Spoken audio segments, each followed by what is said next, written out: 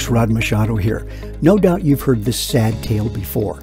40 hours of dual instruction with over 200 log landings, and Bobby still can't land an airplane.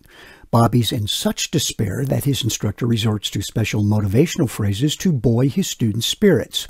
Okay, Bobby, not bad. You're missing the runway closer now. Oy vey. Why would someone with over 200 landings be unable to land an airplane?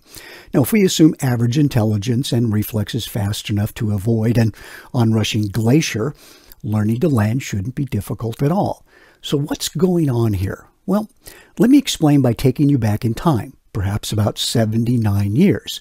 You see, in 1940, the Civil Aeronautics Administration, the CAA, conducted an experiment to determine the average time required for zero-time students ranging in age from 18 to 46 years to solo an airplane. Now, these students came from all walks of life and were divided into two groups. One group trained in a Piper Cub having conventional gear, conventional for that time period. The other trained in Fred Wick's recently created air coupe. Now, the air coupe was the first small airplane to have unconventional or tricycle gear, which was unconventional for the time. It also had a two-axis control system, in other words, no rudder pedals, that coordinated both rudder and aileron movement. The CAA experiment revealed that students training in the Piper Cub, the Taildragger, took approximately 8 hours to solo, while those training in the air coupe soloed in 4.3 hours. One student even soloed in 2.2 hours in the air coupe. Now, years ago, I soloed a student, zero-time student, in an air coupe in 4.5 hours at a tower-controlled airport. Apparently, when rudder pedals weren't needed to fly an airplane, learning to fly became amazingly easy.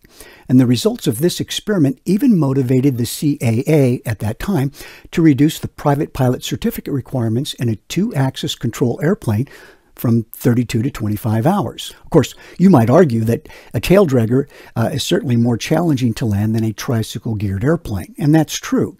However, until the main wheels of both types of landing gear touch the runway, the control inputs required to round out and flare either airplane are essentially the same, assuming you touch down close to stall speed. The real challenge with landing a taildragger is using the rudder pedals to keep the airplane's nose pointed straight down the runway after touchdown, which, by the way, isn't an issue in an air coupe. Therefore, it's the need for rudder usage on the ground and in the air that makes the Cub more challenging to land than the air coupe. You see, the CAA's experiment suggests that learning how to round out and flare is not the main challenge students face prior to solo.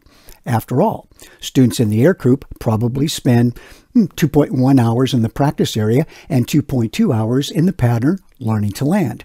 And those 2.2 hours most likely results in an average of 20 touch-and-go landings before solo. Now, Cub students most likely needed 4 hours of landing practice prior to solo. So here's the conclusion I draw from this observation. Most any student can learn to land an air coupe in a little over 2 hours.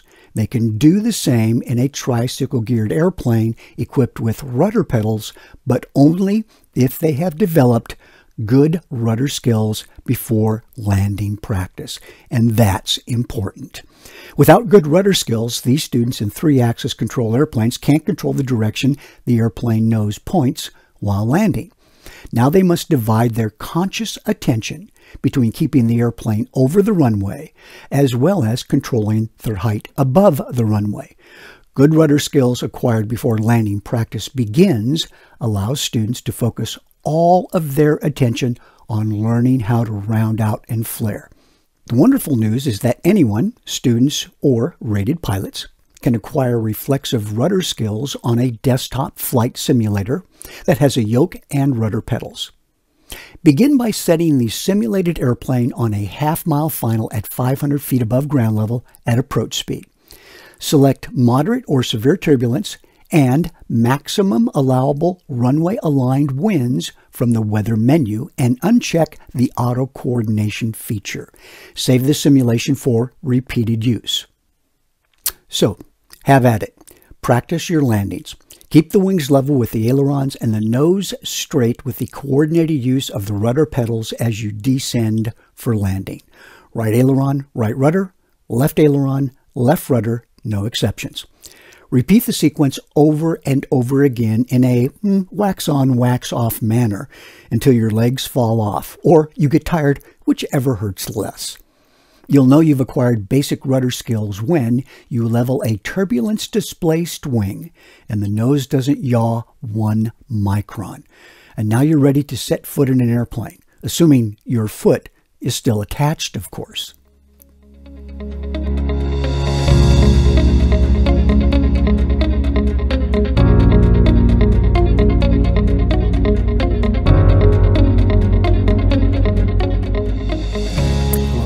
Machado here.